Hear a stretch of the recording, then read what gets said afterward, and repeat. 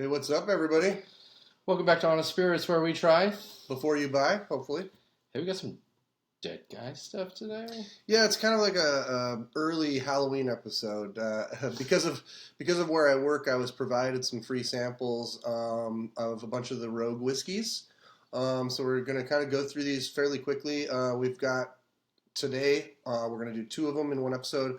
We're going to do a sample of the Rogue Dead Guy American Single Malt first. And then we'll tell you a little bit about the second one after that. But I can tell you a little bit about this. I don't know if I'm allowed to say the gentleman's name that works for Rogue, so I'm not going to say it. Quickly, before you go into that, Rogue is most popular for what, Jason? Beer. Beer, and they just happen to distill spirits. Absolutely. So their American Single Malt is a 100% malted barley with American 2-row, crystal, Munich, and free-range coastal water. Pot distillation, ocean aging, aged in American oak for 2 years, and this is bottled at 80 proof. So let's try this guy. And ocean aging is actually fairly common for unique stuff in the Pacific Northwest. Yeah. Pilot House is a distillery out of Astoria. That's good. Thank you, friend. They do an ocean aged whiskey as well. It is very unique, so I am thinking this is going to be along that same lines. Theirs is a single malt as well. Mm-hmm. Yeah. Actually, a lot of times, while I don't think that bourbons made in the Northwest really taste anything like Midwest bourbons from Kentucky, Tennessee, or Indiana, I will tell you that, in my opinion, the better made single malts that come from the Northwest actually lean very close to some of the scotches. I mean, sure. So. Yep, the ocean air. The ocean air. And this one kind of smells like an Indian single malt with that honey, or maybe that elements. This is an Indian single malt. Or Israeli. Yeah.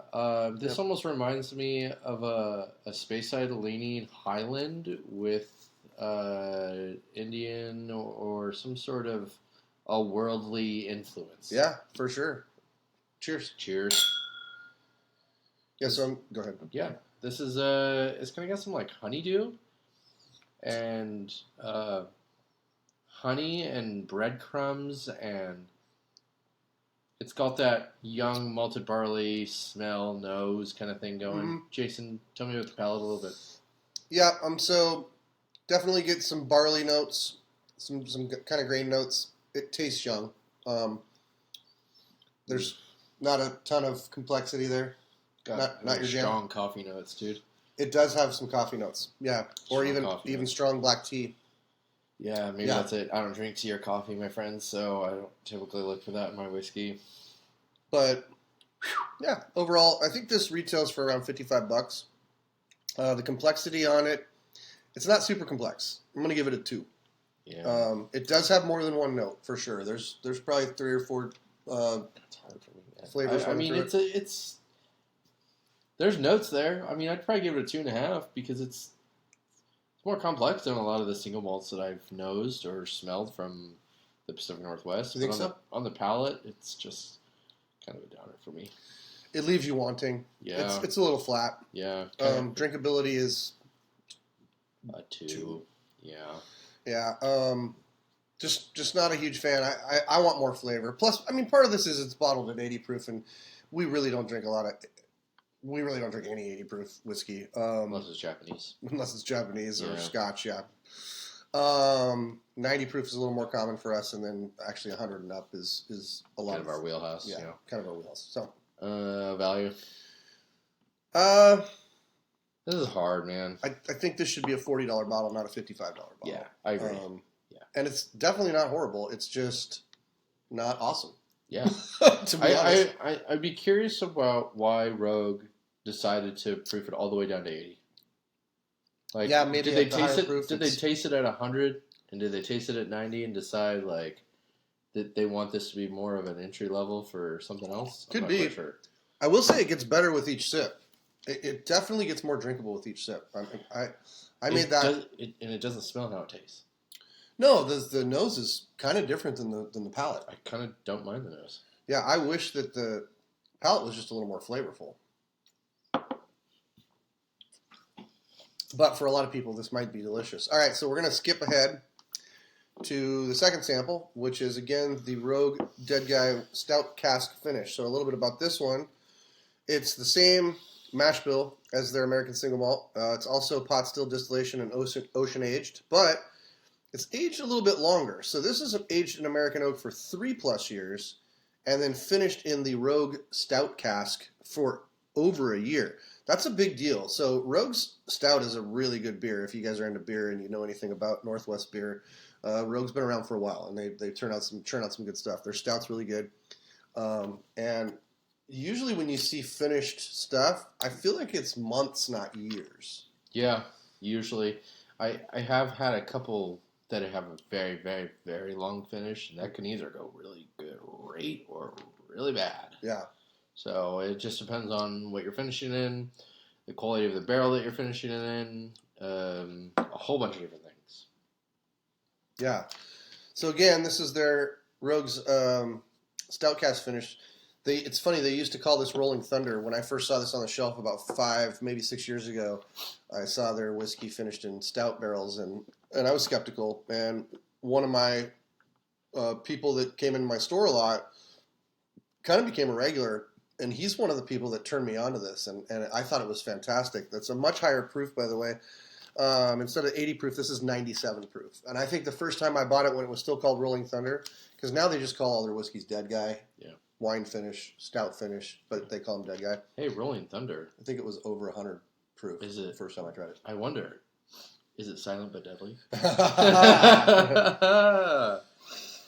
Yeah, so already more character on the nose. It smells deeper and richer. I mean, yeah, it smells better. Yeah. I didn't hate the last one. Cheers. It wasn't for me.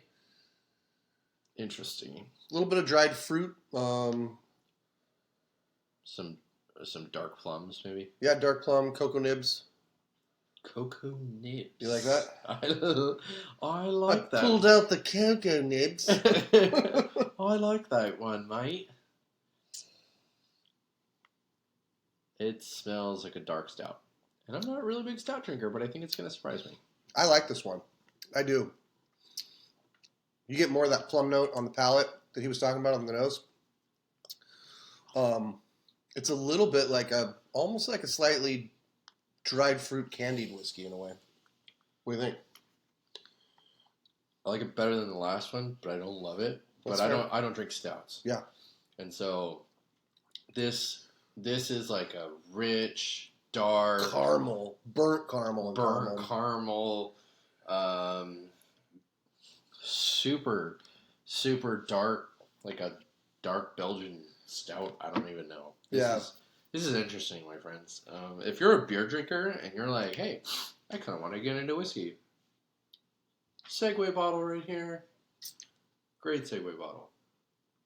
Yeah. All right, so complexity. I think this is definitely more complex than just their regular single malt. I'd give it a 3. I was going to say a 2.75. Okay. Yep. And then drinkability. I like this. Is it something that I'd drink every day? No, but I would have a bottle of this around and occasionally pull it out. I feel like this would be a really nice whiskey to pair with some cigars. I'm sure it would. And then value.